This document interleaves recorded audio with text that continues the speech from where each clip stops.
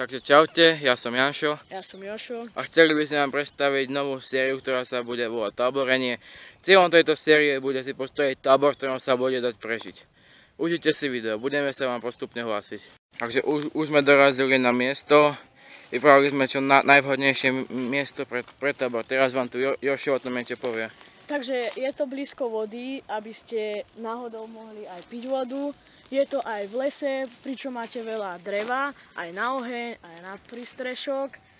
Potom nehľadajte si táborisko na slnčích chodníčkoch, aby vás to v noci nerušilo pri spaní.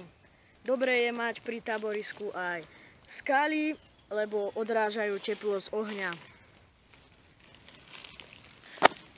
Teraz prvý krok, čo spravíme, si spravíme ohnisko a nanosíme si tu drevo. Dobre, tak už máme hotové základné ohnisko a máme tu už rovno nachystané aj veci na oheň. Máme tu hrubé drevo, tenké drevo, slamu, sušenú medovku, tenké bambusy a rozdrvené drevo.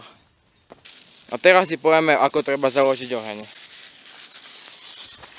Takže na spodok dáme slamu, trošku ju načochreme. Hlavne ju musíte namrviť, aby sa vám oheň nezdusil. Potom dáme nejakú suchú rastlinu.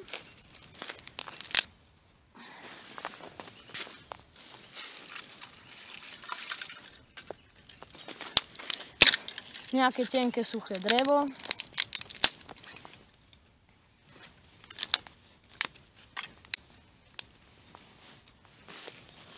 Ešte trochu listia.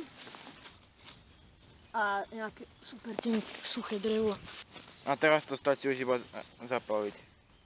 Takže ohník už máme zapálený, už ho nechce to chytí, Jošo prilož. Pomaly prikladáme, nie po veľkých. A daj tam už aj to tenké. Choď rýchlo zapáliť, lebo on to zbukne. Rýchlo ho tam daj.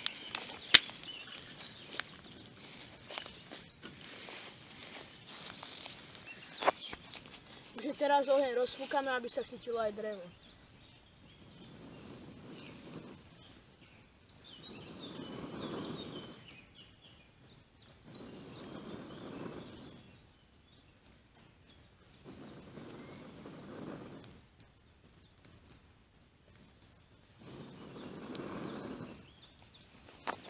Takže sa nám to asi chytilo a už stačí iba prikladať.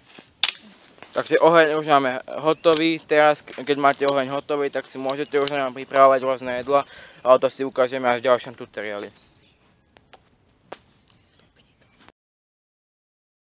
Keď už máte urobenú drevenú pahrebu, nemusíte sa báť, že vám oheň zhasne. Stačí tam dať len už potom nejakú slamu, hneď drevo a zafúkať a máte to hotové. Neodporúčame zakladať oheň z nejakých plastov alebo benzínu, ak potom chcete ešte na tom pripravovať nejaké jedlá. Takže už sa blíži záver videa. Teraz ideme chystať drevo na prístrešok, ktorý si ukážem, ako zastáva v ďalšom diele. Toto je z dnešného dielu všetko. Majte sa.